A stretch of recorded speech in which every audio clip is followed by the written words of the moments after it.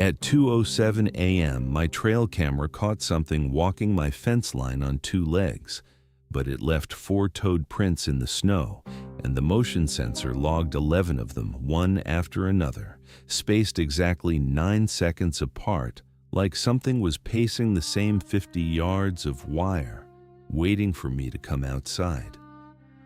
My name is Wyatt Colson, and until 8 months ago, I ran 300 head of cattle alone on 4,100 acres outside Casey, Wyoming, in a stretch of high plains so empty that the nearest neighbor's porch light is a smudge on the horizon, not a comfort.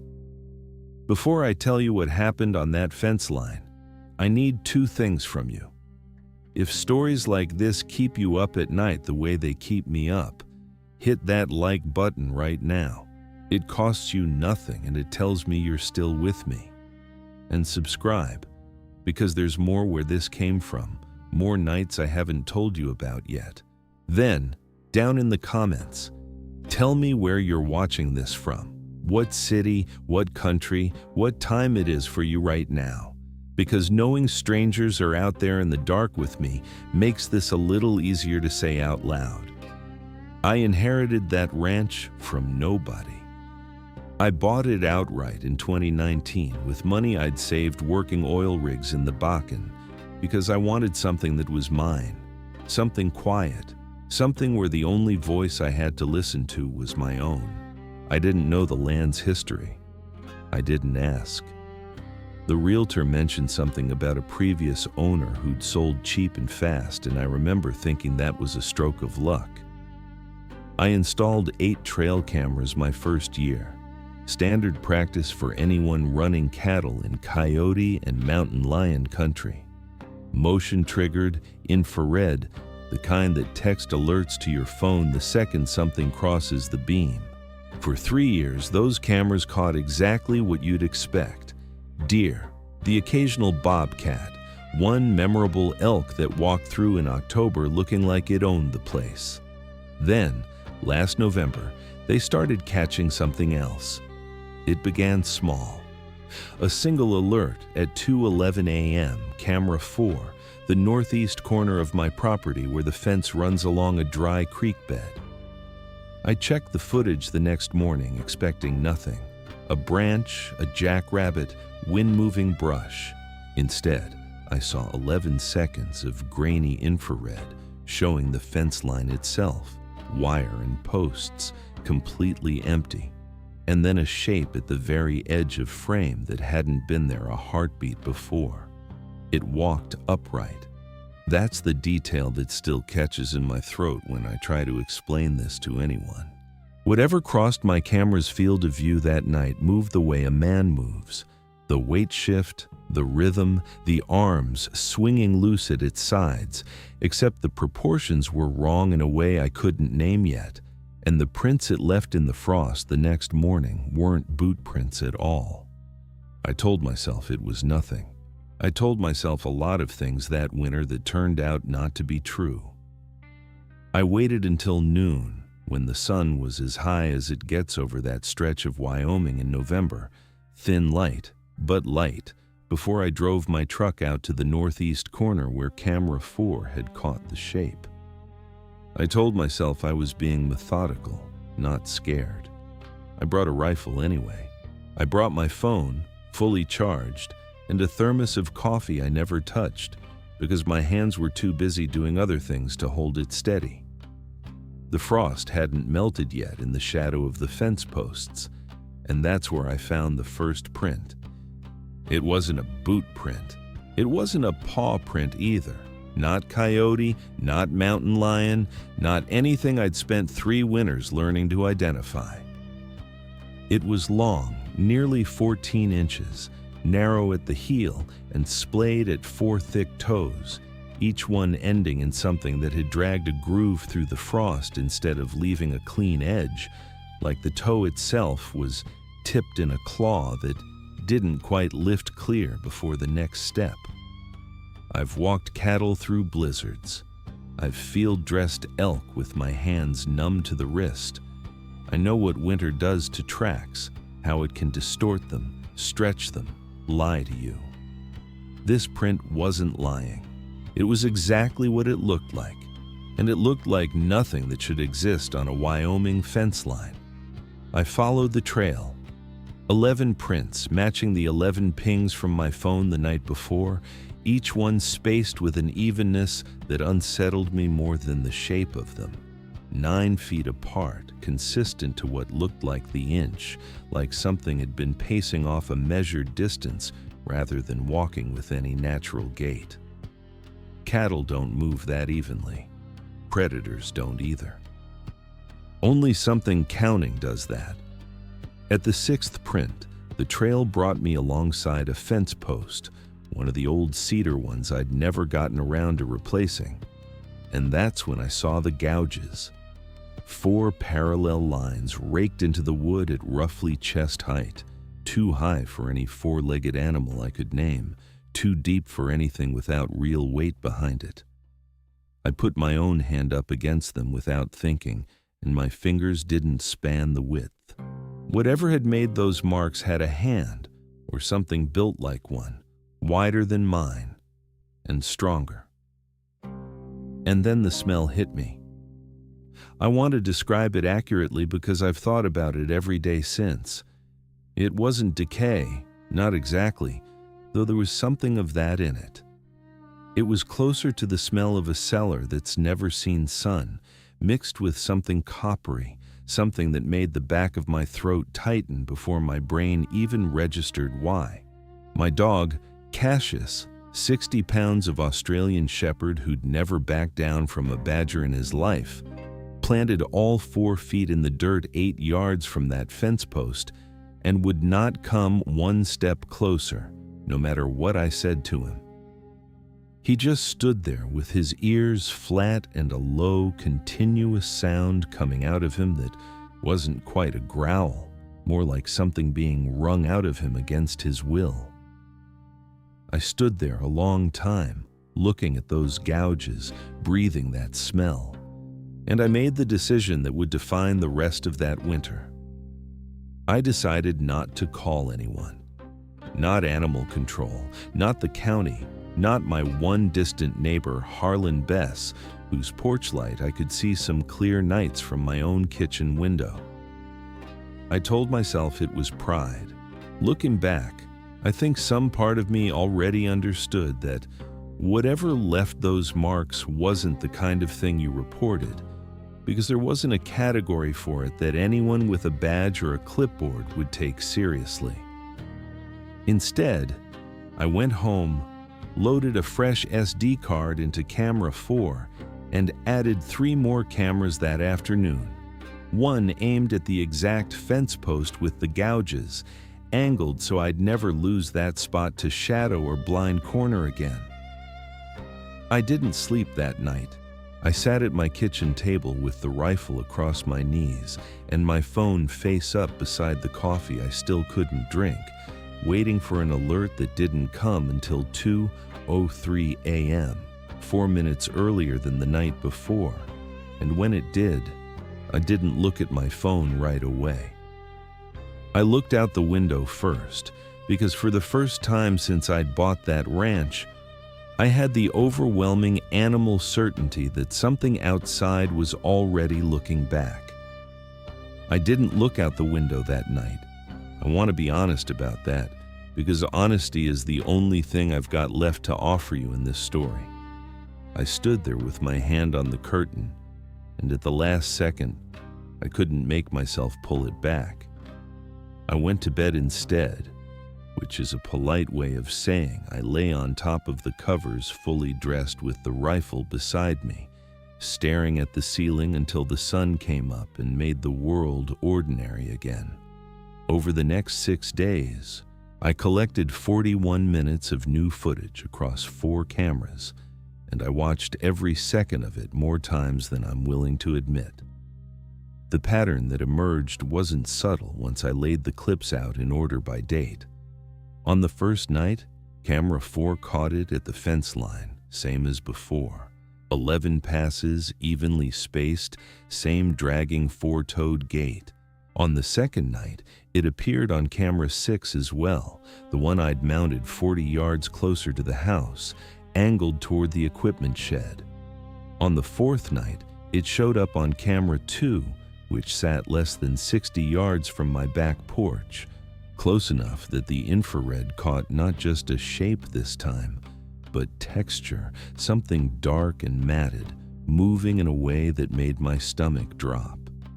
Because for 3 frames, right at the edge of the lens, it stopped walking and turned its head directly toward the house, toward my kitchen window, toward the exact spot where I'd stood 2 nights before with my hand on the curtain, too afraid to look. I built a map. I know how that sounds, but by day 5, I had a printed satellite image of my own property tacked to the wall above my kitchen table, with a red marker circle for every location the cameras had caught it, dated and timed. When I stood back and looked at the whole thing laid out, the shape of it stopped being a scatter of unrelated sightings and became something else entirely, a spiral tightening night by night, each pass bringing it measurably closer to the house at its center. Not random, not searching, approaching on a schedule only it understood, like a countdown I hadn't known I was inside of until I saw the numbers. The gouge marks started appearing on other fence posts too, always at the same chest height, always 4 parallel lines. And now I understood with a certainty that made my hands cold that they weren't warnings or scent marking or any behavior I could file under animal instinct. They were tally marks. Something was counting, the same way it had counted its own paces along the fence, and I had the sick, growing conviction that whatever number it was counting toward, I was going to be there for it. Cassius stopped sleeping in the mudroom that week and started sleeping pressed against my bedroom door instead.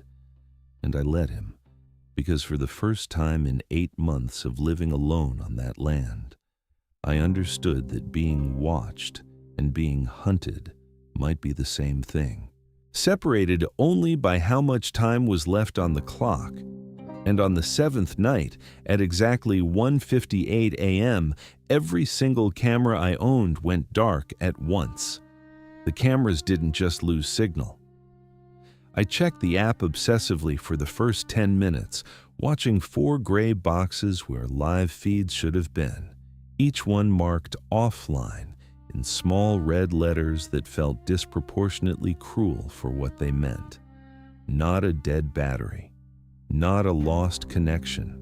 All 4, at the same second, gone dark like something had reached out and closed its hand around every lens on my property at once. I sat at my kitchen table in the dark. I hadn't turned on a single light, some animal part of my brain deciding the darkness was safer than being lit up and visible from outside. And I listened. The first sound came from the direction of the equipment shed, maybe 90 seconds after the cameras died. It wasn't footsteps, not at first.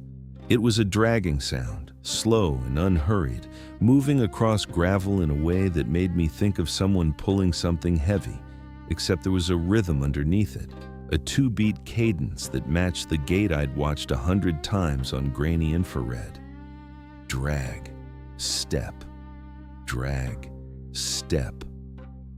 Cassius was pressed so hard against my leg under the table that I could feel him trembling through the denim of my jeans. It took 11 minutes to cross from the shed to the base of my porch steps. I know because I timed it, because timing it was the only thing keeping my mind from unspooling completely. And because some part of me understood that the pacing mattered. This wasn't an animal moving with animal urgency. This was something that had all the time in the world and wanted me to know it. Then it was on the porch. The floorboards told me that much. 3 creaks in that particular sequence I'd memorized over 8 months of walking that porch myself. The third board from the door being the loose one that always announced anyone's weight before their hand reached the knob. Except I hadn't walked out there. I hadn't moved from that chair in 20 minutes, and something was standing exactly where I would have stood, testing the same boards, learning the same layout of my house that I had learned by living in it. The doorknob turned, not violently, almost politely, the way you'd test whether a door was locked before deciding whether to knock. I'd thrown the deadbolt an hour earlier out of habit more than fear, and I've never in my life felt more grateful for a $5 piece of hardware. It held. The knob turned back to its resting position, slow, unhurried, and then the dragging sound moved away from the door and toward the kitchen window instead, the one directly behind my chair, close enough that if I'd leaned back I could have touched the glass with the back of my head. I didn't turn around. I want you to understand what that cost me, because every instinct I had was screaming at me to look, and I sat there instead, with my eyes fixed on the dark hallway in front of me, listening to something breathe against glass 18 inches from the back of my skull. The breathing had a wet quality to it, heavier than wind, heavier than anything with lungs my size should produce, and it fogged and cleared in a rhythm that told me whatever stood on the other side of that window wasn't in any hurry to leave. 4 parallel lines dragged down the glass, slow enough to produce a sound like a nail dragged across a chalkboard, except thicker, wetter, wrong in a way that made my teeth ache. It wasn't trying to break the window.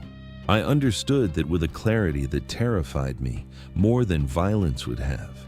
It was showing me it could have any time it wanted and had simply chosen not to yet.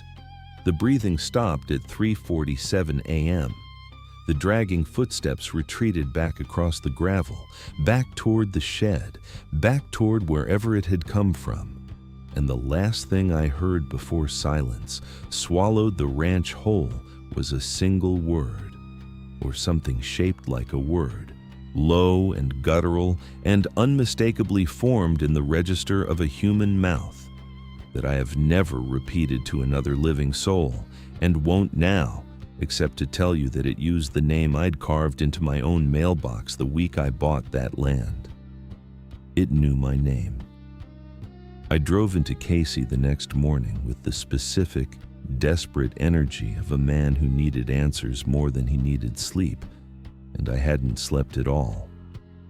The county clerk's office was a squat brick building with a flag that had faded from red, white, blue to something closer to pink, white, gray.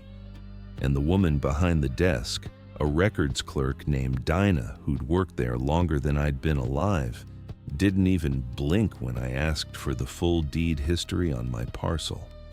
"That's the old Merrick place," she said, already pulling a drawer before I'd finished explaining which property I meant.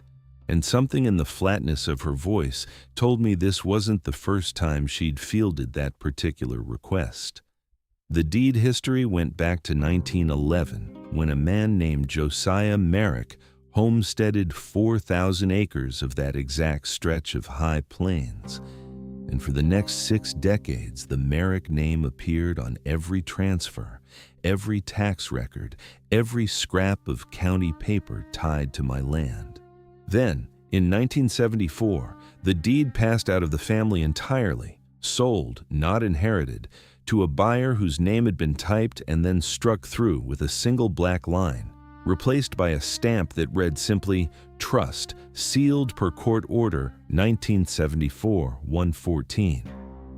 Dinah told me she'd never been able to unseal that record either, in 31 years of working that desk. The local newspaper archive filled in what the deed couldn't. The Johnson County Gazette, on microfilm at the library 2 blocks over, ran a small item in September 1974, 11 lines buried on page 6, reporting that Josiah Merrick's grandson, Elias, had died on the property under circumstances the coroner declined to specify, and that the remaining Merrick family had sold the land within the month and left the state entirely. No further coverage, no follow-up. The kind of silence that isn't accidental, the kind that tells you someone with influence wanted a story to end quickly. I found one more thing that afternoon, tucked in a folder of unrelated agricultural surveys that Dinah let me dig through out of what I can only describe as morbid curiosity on her part too. A hand-drawn map, undated, showing my exact property boundaries with a section of the northeast corner, my fence line, the dry creek bed, the ground where camera 4 had caught its first shape, marked with a single word in old-fashioned cursive: warded. Not fenced, not flooded. Warded, a word that implied someone once had believed something needed keeping out or keeping in, and had drawn a line on paper to mark the boundary of that belief. I drove home with that photocopied map on my passenger seat, and a feeling in my chest I can only compare to standing at the edge of a drop-off in the dark, knowing the ground falls away somewhere close, but not knowing exactly where. Whatever had walked my fence line, whatever had breathed against my kitchen window and spoken my name, hadn't arrived with me. It had been there since before Josiah Merrick's grandson died, under circumstances a coroner refused to put on paper, since before the family fled, since before whatever court order sealed that sale had quietly buried a story that should have been the biggest thing to happen in that county in 50 years. I wasn't dealing with something that had found me. I was dealing with something that had always been the actual owner of that land, and every deed since 1911, mine included, had just been paperwork it allowed to pass over the top of it. That night, for the first time since the cameras died, I didn't wait to hear it coming. I sat at my kitchen table with the hand-drawn map spread open in front of me, the word warded facing up at me like an accusation. And at 1:58 a.m. exactly, I heard the gravel outside my equipment shed shift under weight that had learned, over more than 100 years, exactly how much time a man needs to understand he has nowhere left to run.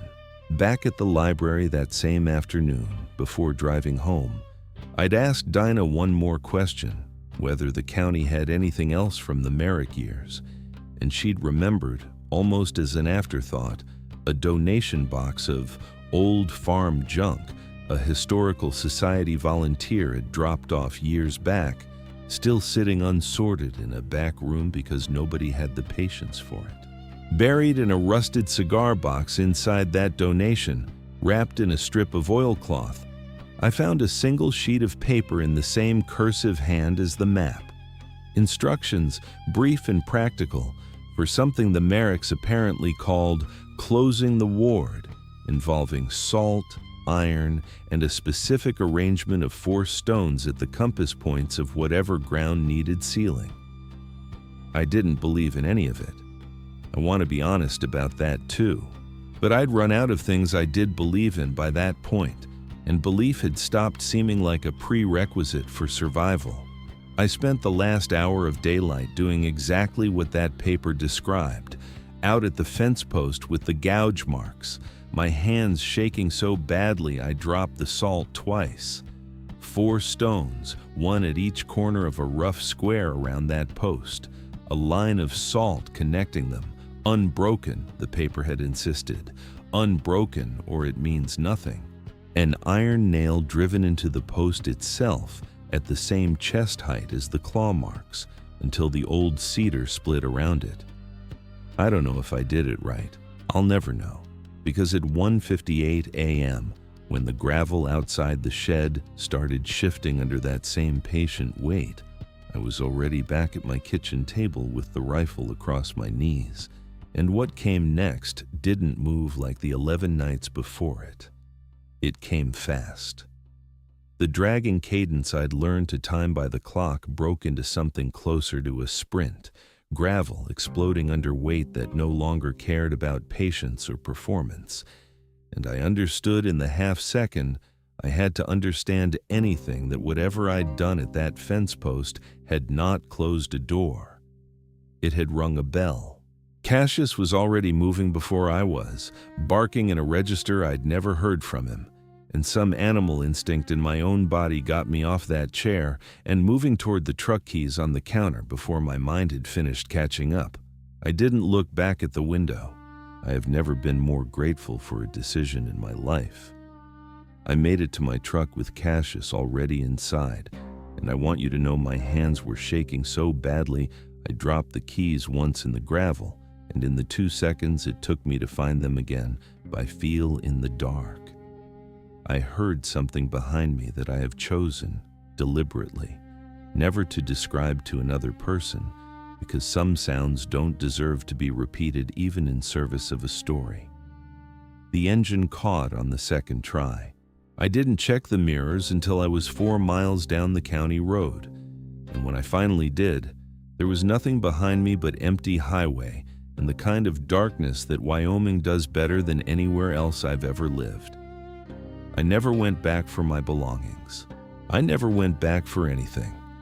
It's been 7 months since that night, and I'm writing to you now from a rented house outside Billings, Montana, 400 miles and 1 state line away from that fence post and everything it was guarding or failing to guard. Or perhaps had simply been waiting behind the whole time. I sold the ranch through a lawyer, sight unseen, to a buyer I never met and never wanted to. I took a loss on the sale that would have devastated me a year earlier, and I didn't care, because some debts aren't measured in dollars. Cassius sleeps through the night now, most nights, though he still won't settle if a door's left unlocked, and I've stopped arguing with him about it, because I've learned to trust what a dog understands about the dark better than I trust my own reasoning. I think about the word on that map sometimes, warded. I wonder now whether the Merricks weren't trying to keep something out of that land at all. I wonder if they were trying to keep something in and held that line for 63 years before something happened to Elias Merrick that broke it, and whether every owner since, including me, was just living on borrowed time inside a boundary nobody had the courage to tell us was already failing. I don't know who bought that ranch from me. I don't know if they've heard anything at 1:58 in the morning yet, or if they will. Some nights, out here in Billings, 400 miles from that fence line, I still wake up at exactly that hour for no reason I can explain. And I lie there in the dark, listening to a silence that feels less like safety and more like a held breath, like something out there hasn't finished counting yet, and is simply, patiently, waiting to see if the distance I put between us was ever really far enough. If this story kept you up with me tonight, that like button means more than you know. It tells me I'm not carrying this alone. And if you want to hear what else I haven't told you yet, subscribe. Because Wyoming wasn't the only place I've had to leave in the dark.